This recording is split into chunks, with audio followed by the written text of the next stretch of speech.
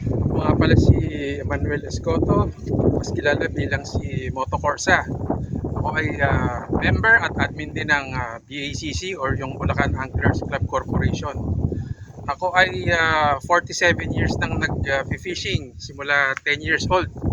Natuto ako at tinuruan ng isang uncle ko na ngayon ay namayapa na.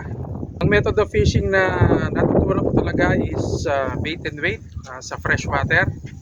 Pero nung natuto akong mag-casting, gaya ngayon ng ginagawa ko, yung edging style, nagpupunta kami sa mga dagat or dito sa mga brackish water. Pero pagka may libre talaga, mas madalas kami sa freshwater na namimingwit.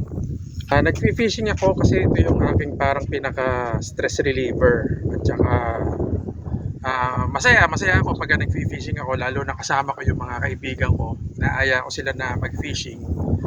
Tapos, ang payo ko naman sa mga beginner, huwag kayong masisiraan ng loob pag hindi kayo nakagatan.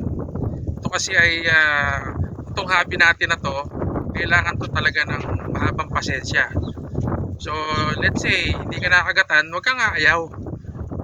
Mag-iisip ka ng mga paraan para makahuli ng isda sa susunod. Tapos, hindi naman, pag nakahuli ka ngayon, next day makakahuli ka uli. Hindi ganoon ang fishing eh. So, pag hindi ka nakahuli, mag-iisip ka ng technique or mag-aaral ka uli kung paano makahuli ng isda sa susunod na fishing trip mo.